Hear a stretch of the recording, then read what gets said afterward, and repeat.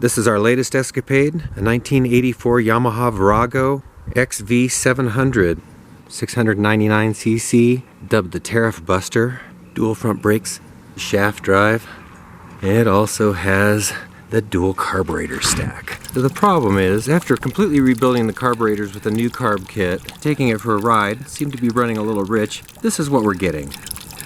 So my guess is if the front carburetor is flooded, so will the front cylinder be. Let's find out. We already loosened the plug. And oh my gosh, that's what we get.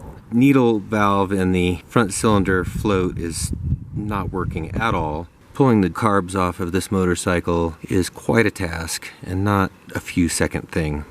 Problem is the dual carburetors are almost never completely working. The floats stick open, they stick closed, they run rich, they run lean. Can't seem to get them synchronized exactly right. Almost impossible to work on the side of the road. You have to do things in a certain order. It's a tight fit.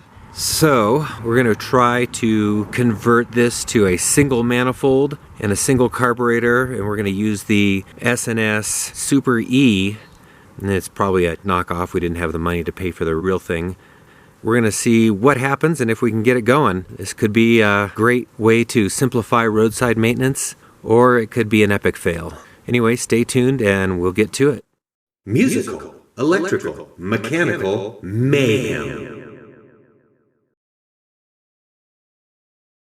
So if this conversion actually works, we will be replacing all of this with this. First thing to do is shut off the fuel and get these carburetors off of here. We'll start by taking the air ducts off. The nice thing about the dual carburetors is they route the air in and directly in a straight path into the intake manifold. So kind of hate to be losing that, but at the same time, they have just been such a pain. And with two carburetors, this just seems like there's twice as many things that can go wrong. Vacuum hoses. These vacuum hoses go up to a mixture control valve over on the other side, which is kind of interesting. It only runs on the front cylinder. And what it does, probably stores a little bit of vacuum so that, and smooths out the vacuum signal going through the vacuum line so that your fuel petcock, which is vacuum controlled to turn the fuel on and off, doesn't oscillate and cause fuel supply issues. That's the smaller hose. The larger hose goes to a relief valve, which releases pressure, so if your front cylinder tries to backfire into the carburetor, it will release that pressure over to the relief valve and not put a lot of pressure on your carburetor. Got a tool we might be able to get up there without having to take the fuel tank off. Let's see.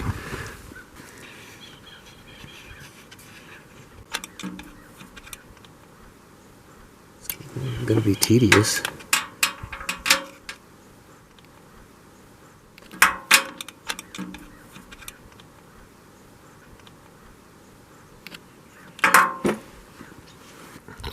Alright, after some struggling and swearing, maybe we got this upper air intake boot loosened up enough to get it off of here. Alright, good. Oh, there it is.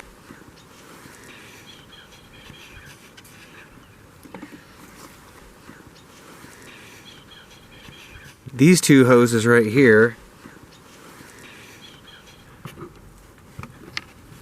are breather hoses for your carburetors.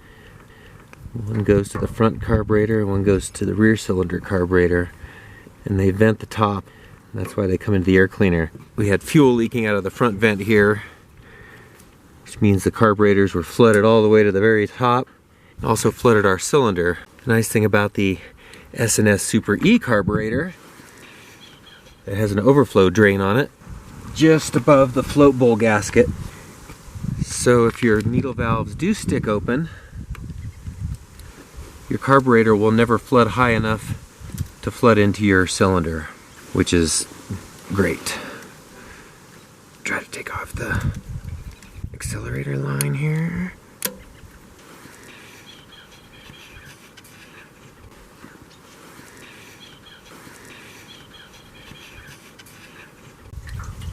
And that one's a little cracked. A little fuel in there. Gonna smell like gas again.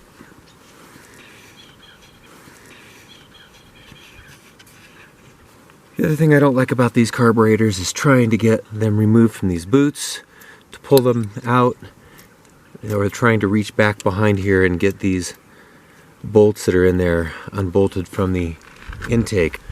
It is just a hard thing to do. Alright, let's go over to the other side.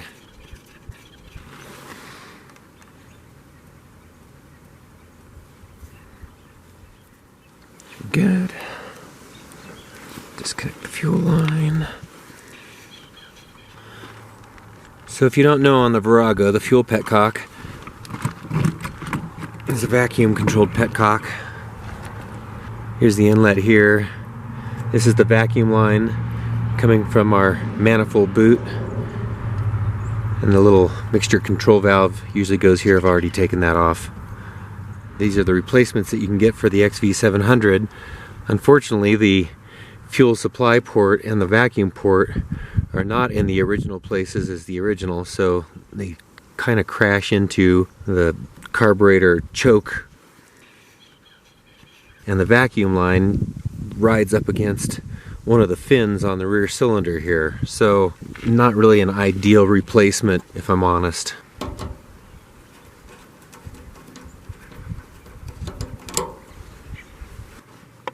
I don't have the original petcock in here because the vacuum diaphragm was leaking, sucking fuel into the intake boot and causing the mixture to be rich and causing the bike to run improperly. And pop them up out of the clips.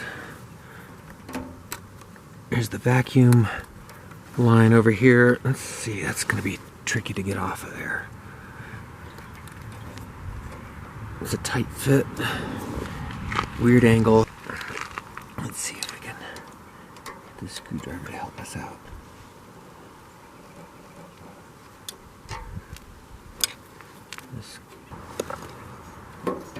There we go. Alright, so there's the vacuum lines, fuel supply. Here's the choke. We might try to repurpose that for the enricher if the S&S carburetor and manifold setup actually do work. I am a bit skeptical that this new carburetor and manifold system is going to work. Take the choke line. Try to get that out of there. There we go. Alright. Fuel lines. Vacuum lines. Let's see if we can pull those out. Alright, so there are all the vacuum lines out. We might not need many of those except for maybe one to do the fuel petcock, since we will probably not use the mixture control valve. Let's see. Get this fuel line out of here.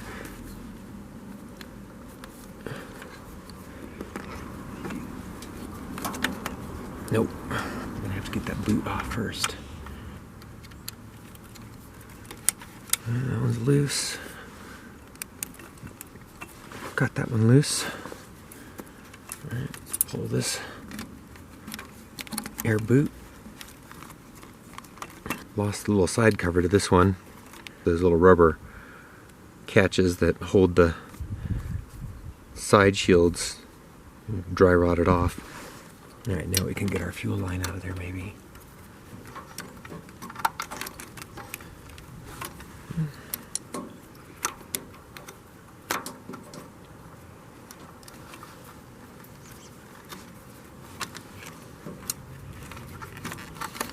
And there we go. So there's the dual carb fuel line setup. The manifold boot loosened up.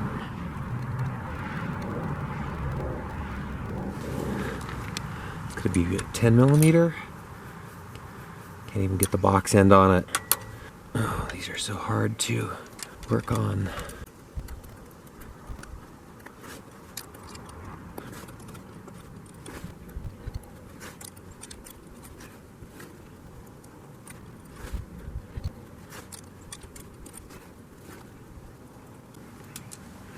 Alright, we got one.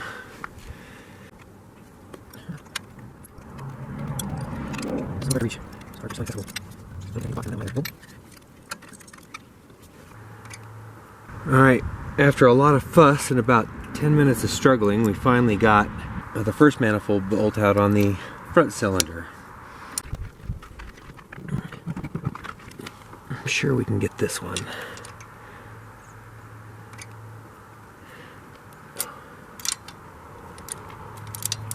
This is somewhat accessible.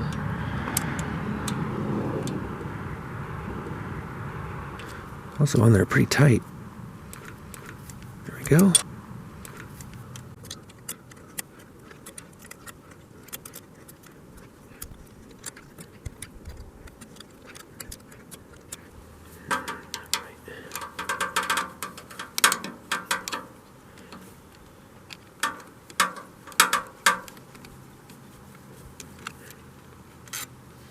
Socket or not, help us out a little bit.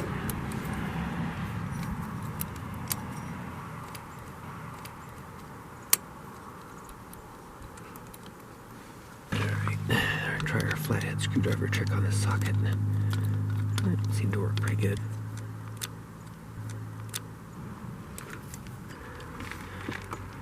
And there's one way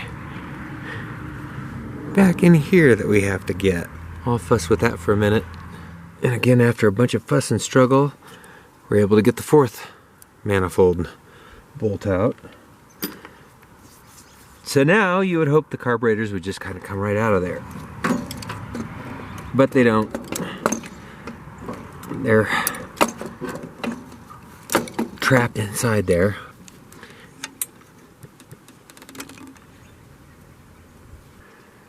Alright, so let's try to take this boot off.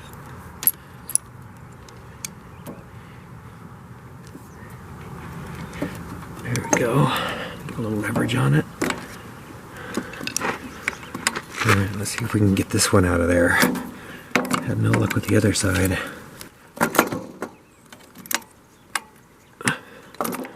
Okay. Got that manifold boot out, so now maybe we will be able to get the carburetor stack out from the other side.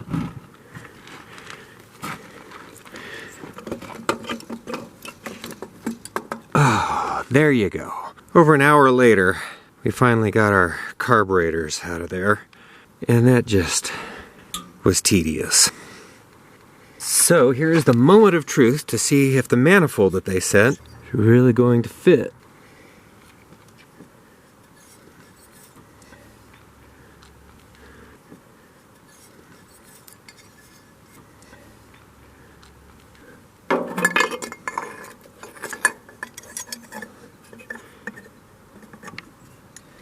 Just for test purposes, let's see how this manifold sits. Of course, we'll have the supplied gaskets, and the instructions also say use RTV silicone on the gaskets to tack them down before you put the manifold on. So we're not going to tighten this down too much, just enough to kind of check our fit. Let's check out the other side here. It looks like we can get the bolt in there.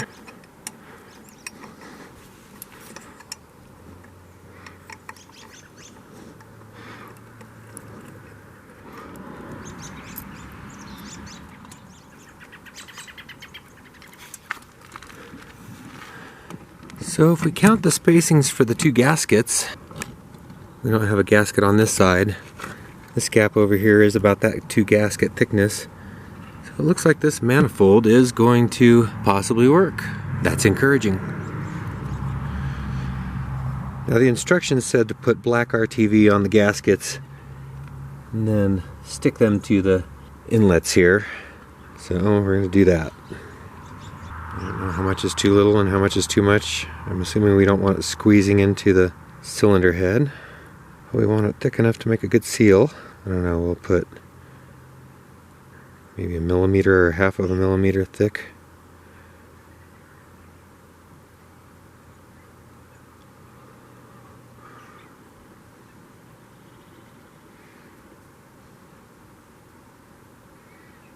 And when we pinch this down, we're We're not going to squeeze it down too tight, just enough to get a good seal, because we want it to have a little bit of thickness when it dries, so when we bolt it down, it conforms to the imperfections in the surface.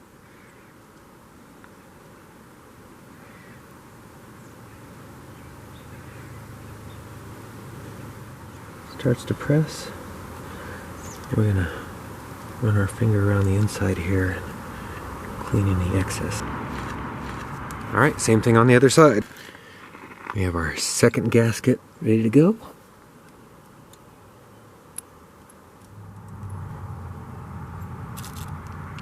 Now the instructions say to let that dry for a while before we bolt the manifold on again. So, let's go in and check out our S&S Super E replica carburetor and see how it looks. So let's have a look inside. Use a 5/8 to take the drain plug off.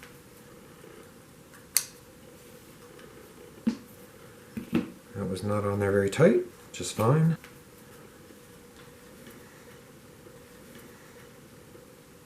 Okay, drain plug. We have 4 screws. One is a Phillips here, this is the longest.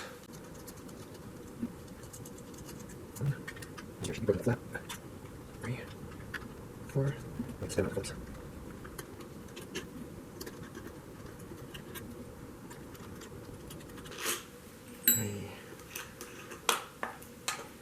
Four.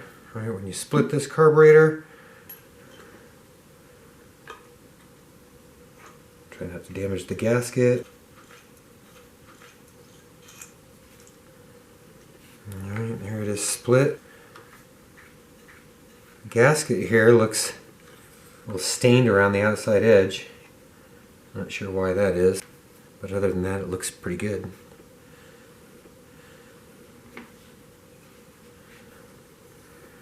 Not a very shiny surface here, like there is it was stored in possibly a humid environment and it corroded a little bit around the edge here. Yeah, this float bowl has a little bit of a dent here in the edge. Hopefully the gasket can fill that. I'm not too worried about that on the S&S Super E because the overflow is right here anyway.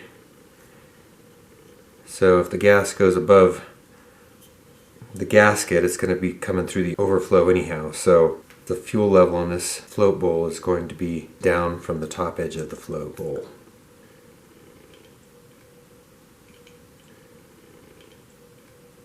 Looks like we have a little O-ring that's supposed to be there on the little fuel pump sprayer.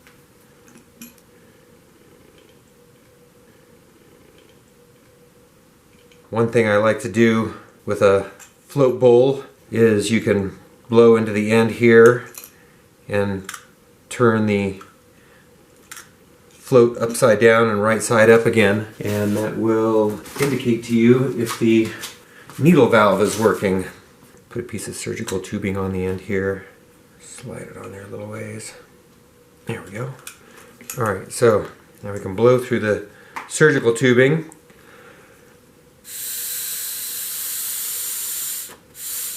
You can hear the float is open, there's air coming through the needle valve. And as we turn it over, it shuts off.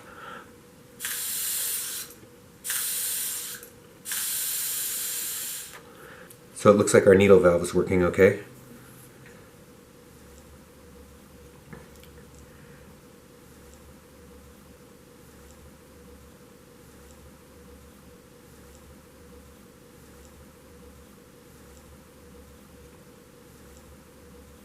So the inside of this carburetor looks like it still has a few aluminum shavings stuck to the walls from when it was machined. So I'm going to have to clean that out with carb cleaner and make sure that none of those little aluminum filings are still in there.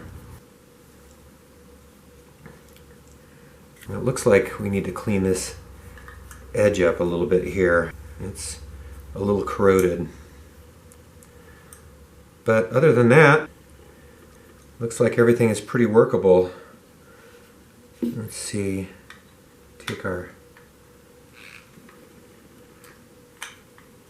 pilot jet out to see what that looks like.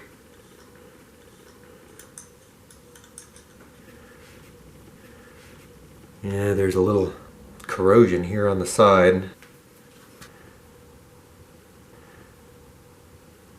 The jet looks clear, and the little emulsifier holes look clean.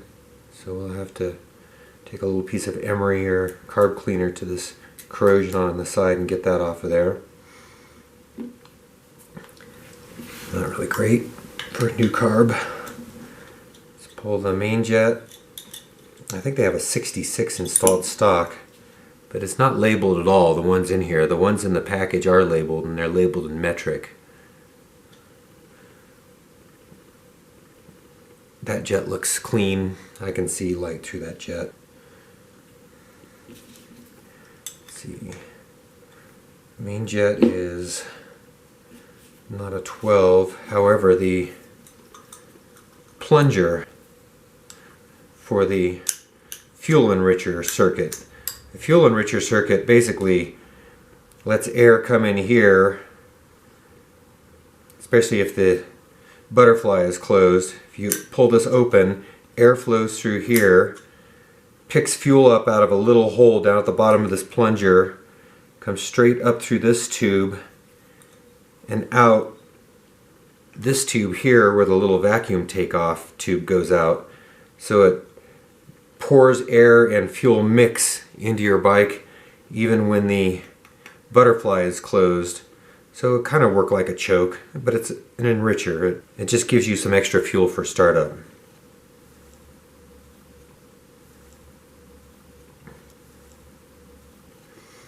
Here's our fuel pump plunger. That looks like it's working okay. Let's go ahead and take this plunger out. We can just see what it looks like. Again, this is 12 millimeter. This is spring loaded, so look out. It'll get you like a jack in the box. So there's the plunger, there's the little cone seat that sits in that fuel intake hole in the bottom there. So when you pull this up, it allows fuel to get pulled up from the float bowl and directly bypasses the butterfly and goes right into the intake manifold. Emulsifier is probably a ½ inch. Nope, it is not a ½ inch. Yep, 13 millimeter on this carb.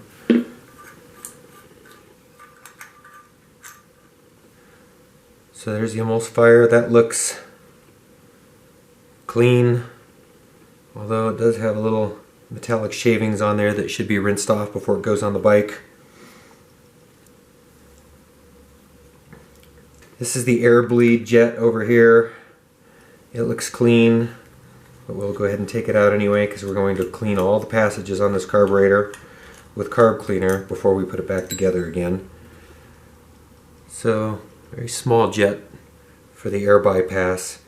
And I guess this air bleed somehow affects at which RPM the main jet starts working as opposed to the pilot jet. And here's our pilot jet adjustment. We'll pull that out.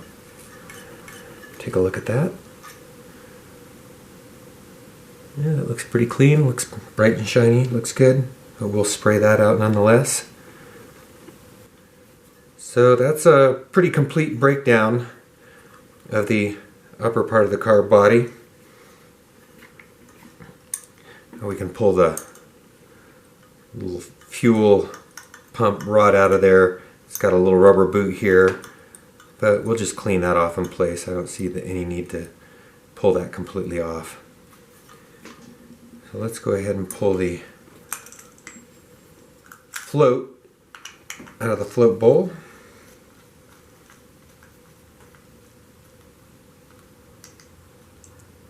Phillips screw, and then sometimes you have to lift the, be careful you don't bend the tang on the little needle valve lifter. There's a little tang on the float.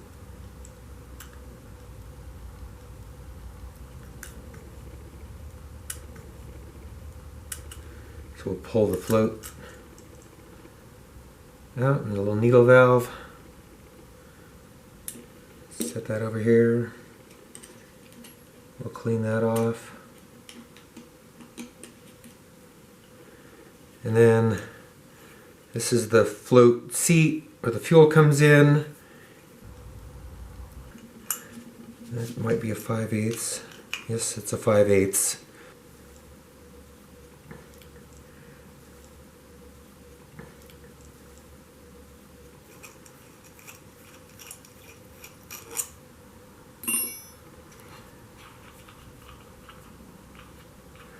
This little swivel tube is a kind of a nice feature. Hopefully it never starts leaking.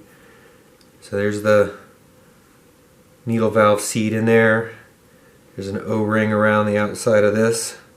Keep fuel from leaking out. And we will clean all these parts out with carb cleaner and then come back and put it all back together again. We have the float bowl gently clamped in the vise with cloth around it to keep the vise from scratching the outside. We have a surgical tubing attached to the inlet of the float bowl, a little copper funnel here, and a cup with some fuel in it. And we're going to pour fuel into our funnel here and watch the fuel level rise in the float bowl and see at which point it stops rising, and that will give us our float bowl level.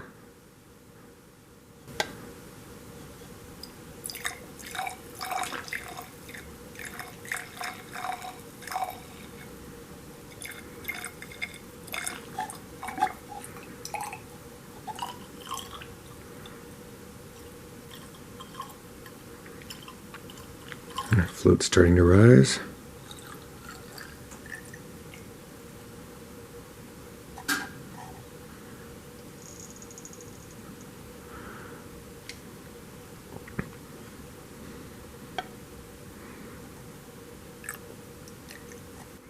Still taking a little more fuel.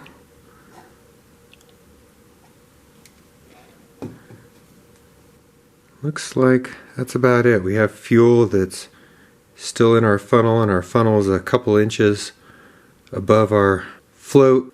It looks like the fuel level is a half an inch down from the edge of the bowl, possibly 3/8. I'm not sure exactly which level that's supposed to be at. For now, that's a safe level to start at. If we need to, we can bend the tang up a little bit if we want to raise the fuel level in the float bowl, or we can bend the tang down a little bit if we want to lower the level of fuel in the float bowl. But we are going to start with this. That's acceptable for now. We've determined our float level is good for now. We can put the carburetor back together. Let's start with the emulsifier.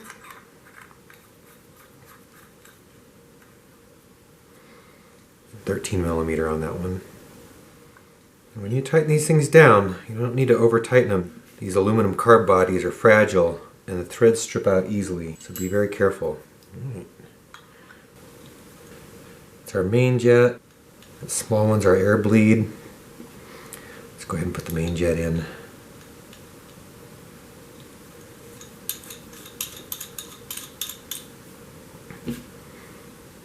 Flathead screwdriver, again, tighten it lightly.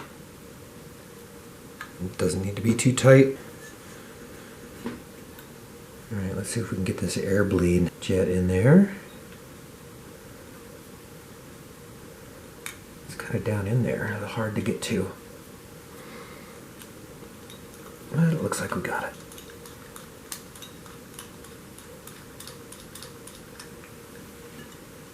Alright, tighten that down. There we go.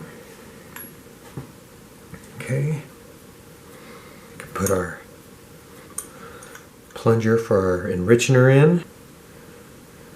Goes in here.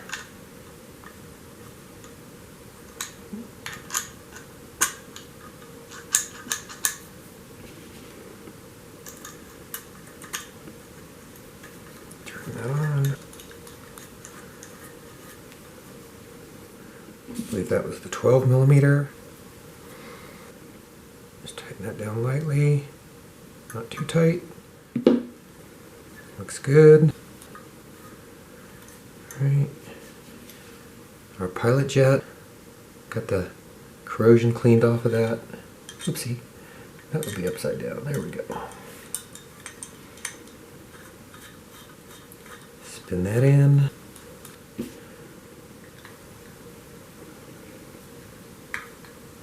Run it in until it seats. Tighten it a little bit, not too much. Oh, it looks very clean. Alright, the gasket. I'm going to put just a little bit of WD-40 silicone on the gasket just to moisten it up a little bit, swell it. So we're not working on a dry gasket. And I'm just going to go around the edge. Just put a little bit of that on there. Let it soak in. Expand the gasket a little bit. Make it so it's not so rigid, so it will conform to the flaws in the surfaces of the carb body. Alright.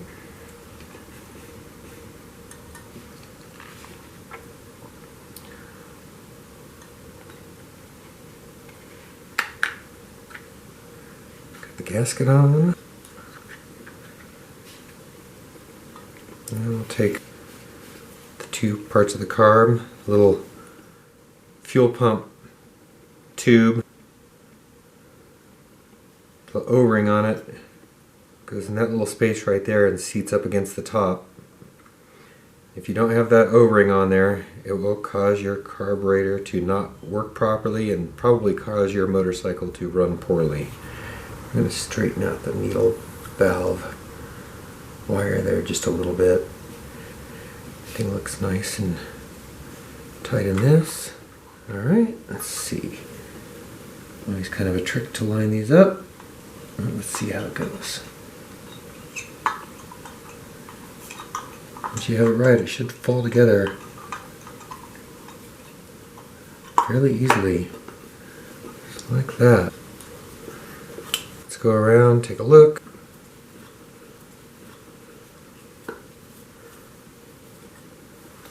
Looks like it's lined up pretty nice. Alright, our long screw goes here. Oops, there goes our washer.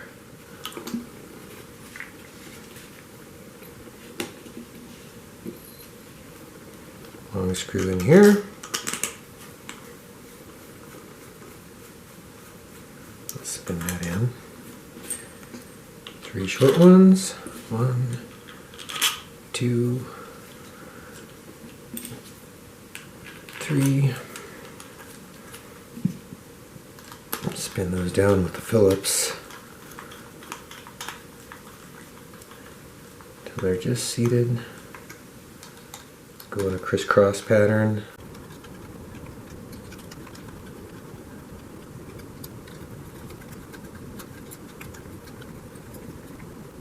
Get them snugged up with the Phillips. And then this one is Phillips anyway, so we'll have to tighten that one down. For the rest of them, we're going to use the flathead.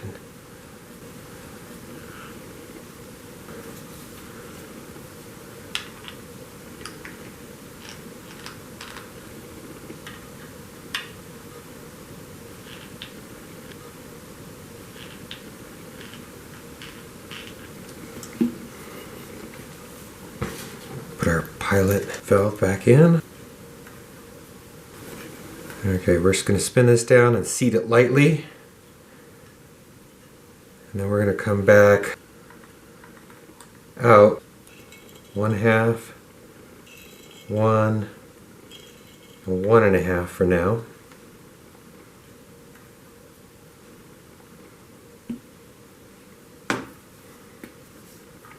There we go, all reassembled and hopefully ready to go on the motorcycle. And we'll see how that works. Alright, we have a thin layer of RTV on our manifold ends. And we also put a thin layer on our gaskets. It's going to have to go this way. Let's see if we can go pin the backside down.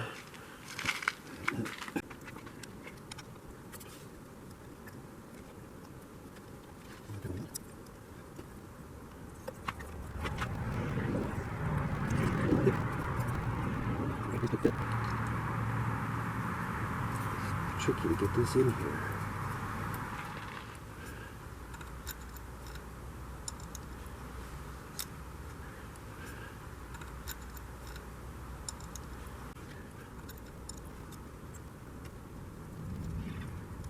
There's more.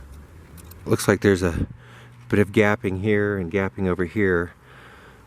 Once we tighten this down, hopefully it'll compress the gasket and it'll fit in just a little bit better. If this starts to cinch down when we tighten this up,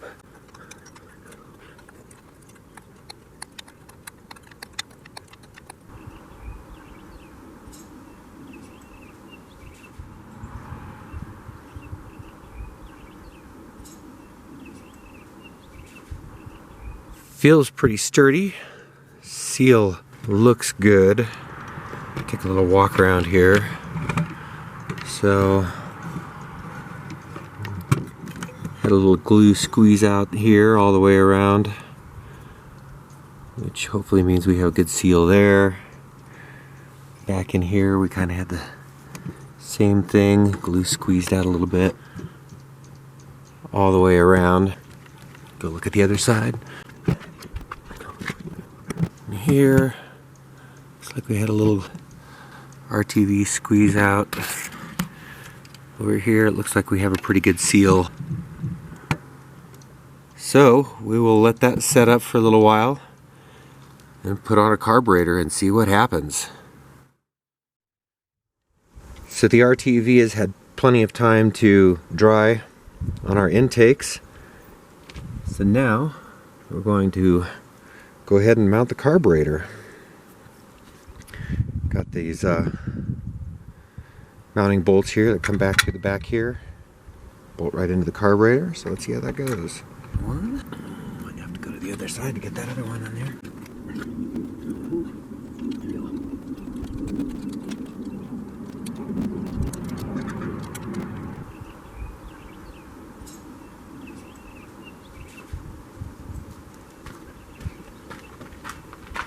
Looks like we're going to need a 9/16 with an extender to get back to the back of these.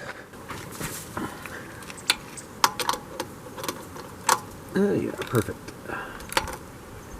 Alright. Alternate back and forth as we tighten these up.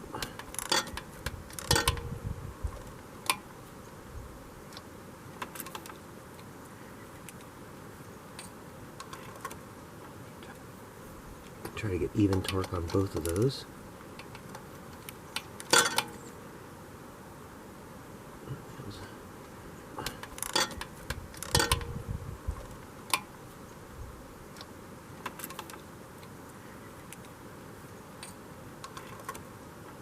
Our throttle cable, it's not quite going to work, so we will have to customize our throttle cable somehow. We just have a piece of fuel on here with a couple hose clamps that we're going to try this out with. If this actually works, we'll probably put a prettier fuel line on it. The S&S Super E doesn't have a internal filter, although we do have a filter in tank.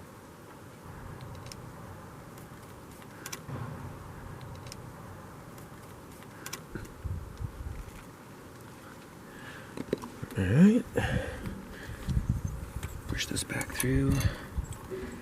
Hose clamp.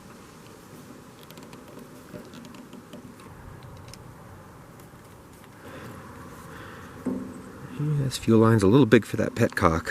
Hopefully we'll be able to cinch this down enough to make it seal.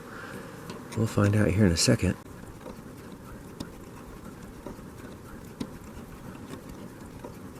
Because we don't have a vacuum takeoff on the manifold, we will have to switch it to the prime position to let fuel down. So now we should be filling our float bowl. We should have fuel coming into the float bowl. We can check for that just by loosening the drain plug a little bit and just see if a little bit of fuel comes out of there. Yep, we have fuel in the float bowl.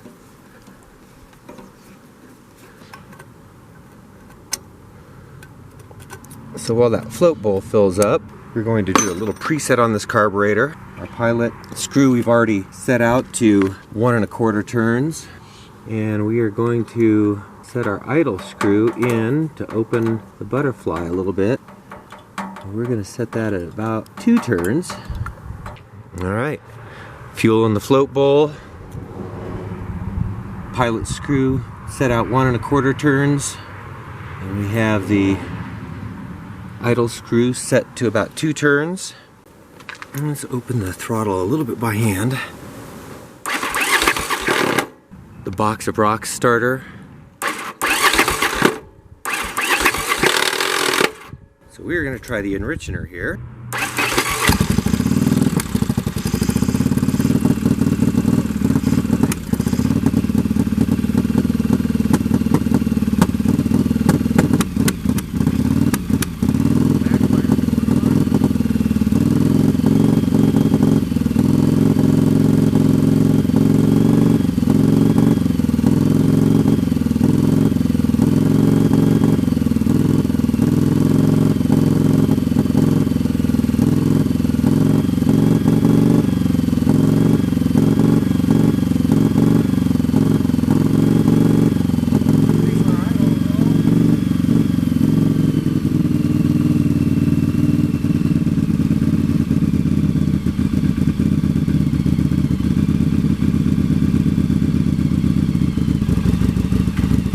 That's the idle screw we're changing there.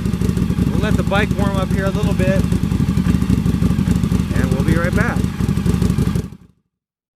Alright, the engine's had a chance to warm up a little bit. We shut it down, see if we can get it restarted again, see how it runs.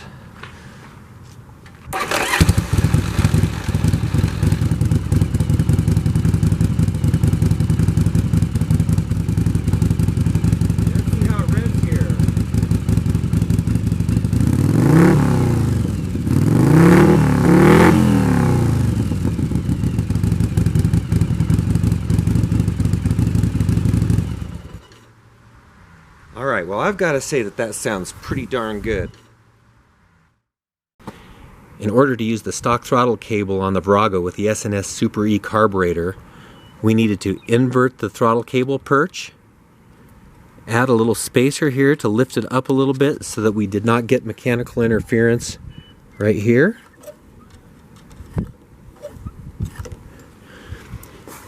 We also needed to move the throttle cable retainer collar from this side of the perch up to this side of the perch, drill it out slightly so that the throttle cable would fit into that collar, and it works pretty well. One thing I really like about the S&S Super E carburetor is how easy it is to work on, especially on the side of the road. Right here is the enricher, easy to get at even with a glove on. Pilot mixture screw, idle screw, drain plug, and this is where you also access the main jet. You can work on just about every part of this carburetor without specialized tools or without cutting your hands up. Eventually I would like to set up a way for the choke cable that's on the left handlebar to lift up the enricher valve so you could use the choke on the handlebars to activate this. That's just a luxury.